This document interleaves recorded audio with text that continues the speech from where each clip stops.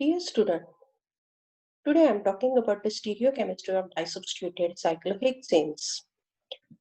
So up till now, what we have completed 1,1 disubstituted cyclohexane, and now in this video I am going to talk about the 1,2 disubstituted cyclohexane. Under this heading, the next part, that is 1,2 dimethyl cyclohexane, this part we already finished. So both this 1,2-dimethyl and trans 1,2-dimethyl, that is completed. Now from this I'll start with the 1,3-dimethyl cyclohexane. So first of all, we talk about the cis 1,3-dimethyl cyclohexane. So what you have to do, first of all, you draw the 6-membered ring in planar conformation. After drawing it in planar conformation, then you give the numbers to this ring. After putting the numbers to the ring, next your duty is to select whatever the numbering is given, that is 1,3-dimethyl cyclohexane. So select number 1 carbon and number 3 carbon. So after selecting number 1 and number 3, check which substituents you have to put, insert methyl groups you have to add. Now next, the stereochemistry or the geometry is given is a cis. So at first position and third position, both the methyl group has to be facing in same direction. So either both the groups are wedged or both the groups are dotted. In other words, either both the groups are beta or both the groups are alpha. So these are the two possibilities of representing the cis 1,3-dimethyl cyclohexane in planar conformation. Now we talk about the chair conformer of this. So after drawing it in a chair conformer, look at number 1 position. The methyl group is facing in top direction. So top direction, that means here that is a axial bond, right? Axial bond, but it is what? It is a beta bond. So this is a axial bond, but here it is facing in upper direction, so it is a beta. Same, this bond is also beta. Again, this is also axial. So the name of this conformer is axial. Now this is the ball and stick model of same AA conformer of cis 1,3-dimethyl cyclohexane. So this is the pointed part of the chair, that is the head of the chair, and this one is the tail of the chair. At the head of the chair, so this is number 1 carbon, that is the head of the chair, having a axial methyl group. So this is a axial methyl group. And at number 3, that is number 2, and this is number 3. Now at number 3, again the methyl group is axial. That's why the conformer is AA. Now, once you draw one chair, you always remember, go for the flipping of that chair. So for that, we have to use the flip arrow, and due to flipping, what happens? What are the changes due to flipping? Due to flipping, this part is going in downward direction, and this part, that is number 4, in upper direction. So due to flipping, now you can see in this structure, number 1 is going in downward direction, number 4 is in upward direction. Now due to flipping, what are the changes? Now initially the C1CH3 is axial, now C1CH3 group is equatorial, right? Look at the C3CH3, C3CH3 is again axial, now it changes to equatorial. So due to flipping, what are the changes? Axial changes to equatorial, but beta remains beta. You can still see that bond is wedge, that means facing in upper direction. So bond remains wedge only or beta only. So due to flipping, what are the changes? The axial changes to equatorial changes to axial, but alpha remains alpha and beta remains beta. Now, how to name this conformer? As number 1 methyl group is equatorial, at number 3 methyl group is again equatorial. So name of this conformer is equatorial. Now this is the flip structure of this. So this is the flip structure of AA conformer. Now you can see here, now this number 1 carbon initially it is at the top, now it is going at the lower side. So this is number 1 carbon, this is number 2 carbon, this one number 3 carbon. So this going in a downward direction, but now actual changes to equatorial. So now this group is equatorial, same this group is also equatorial. So what we have to say, now this conformer is EE conformer. Now can you say which conformer is more stable? As you already know, if the axial group is present, then that group that is always unstable. The reason behind it, that is under the influence of steric interaction. That's why what type of arrow I have shown over here. So you can see this arrow, that this arrow indicate that more populated is EE conformer. Therefore, arrow is towards EE conformer and less possibility of AA conformer. That's why this arrow is short, less possibility of AA conformer. After this, we have to find out the butene-Gauch interactions for AA conformer first of all. So let us go with the butene-Gauch interaction. So which are those interactions? Now you can see that C1CH3 group is axial. So with respect to that, how many butene-Gauch interactions are there? So with respect to that, this is the first butene-Gauch interaction, that is C1CH3 causing an interaction with the number 5, that is C5 axial proton. This is the first interaction. Which is the another interaction present over here? The another interaction is, that is this CH3 group, that is C3CH3 group causing an interaction with this hydrogen. So this is number second interaction. This is a number 2 interaction, right? So how many different butene-Gauch interaction? That this CH3 group causing an interaction with this proton. So due to that, what we have to say now, this CH3 causing an interaction with C5 hydrogen. So this is first butene-Gauch interaction.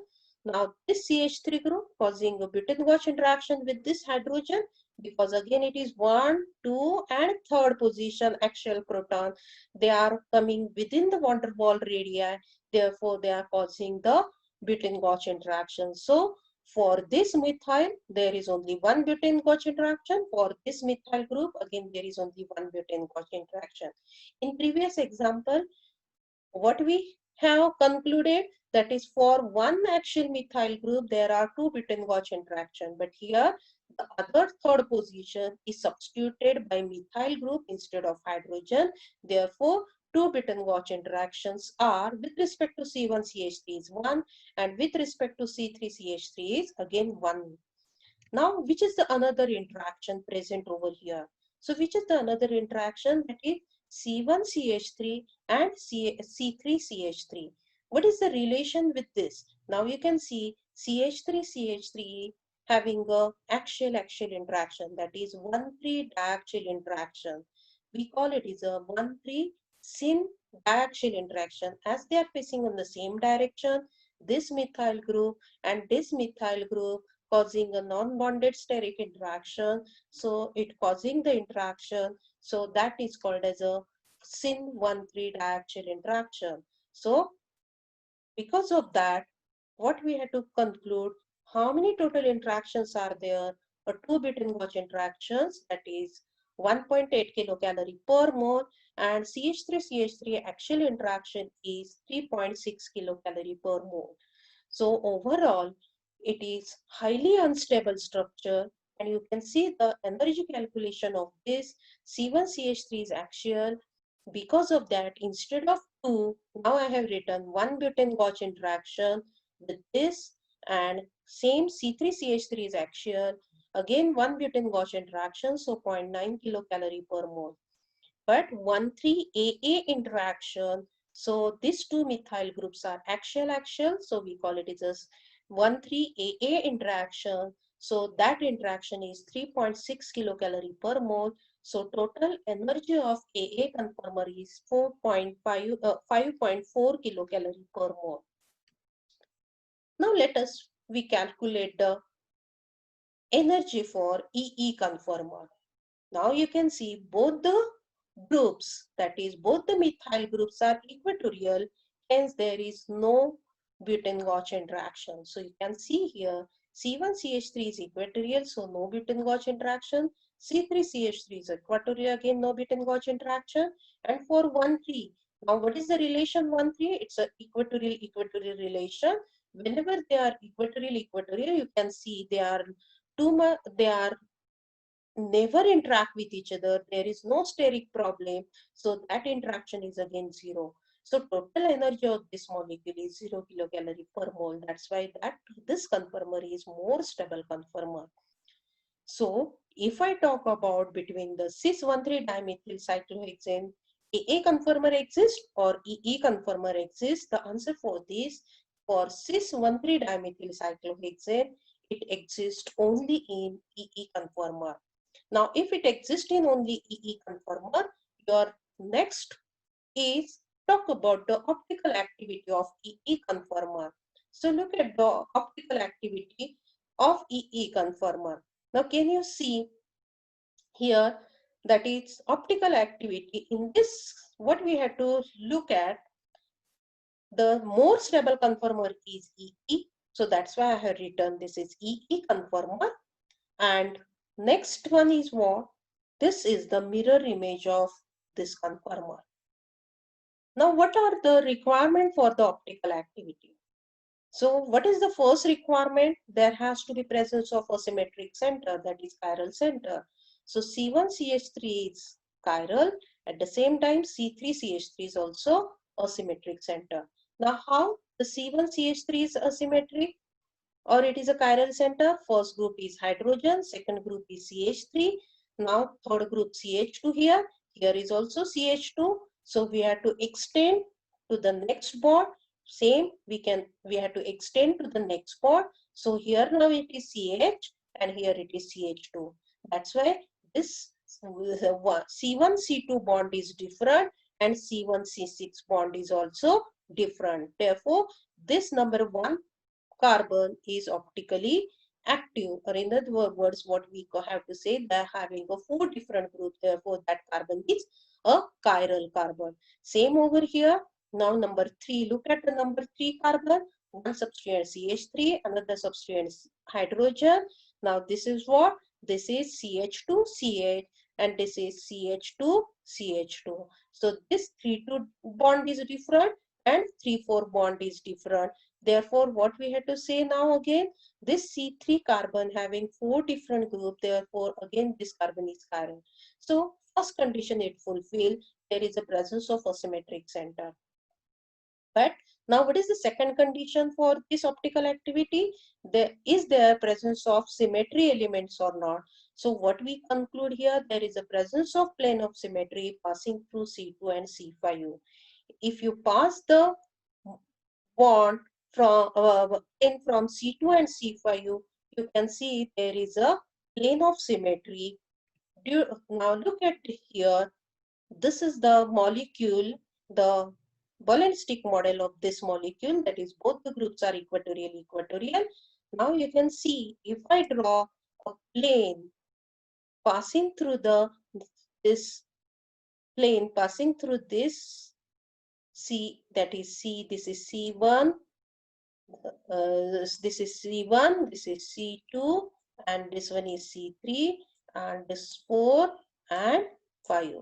So you can see the plane, if you pass the plane from C2 and C5, that here is the equatorial at third position and one position, again equatorial. So it equally cut the molecule in equal half portion. Therefore, what we say, there is a presence of plane of symmetry passing through C2 and C5. Once there is a symmetry, so automatically it lost its optical activity. So the third point is there is absence of optical activity, or the compound is optically inactive. So compound is optically inactive. The compound is called as a meso. If The second condition for optical activity, if there is a presence of symmetry, the compound always called as a meso. If we are not able to resolve the compound, that is the third condition for the optical activity. If you are not able to resolve the compound, then that compound is called as a raceme. Because of that, that compound is optically inactive. Now, this compound is optically inactive because of the compound is meso. So for this, you refer the book Stereochemistry of Carbon Compounds by T.L. Ely.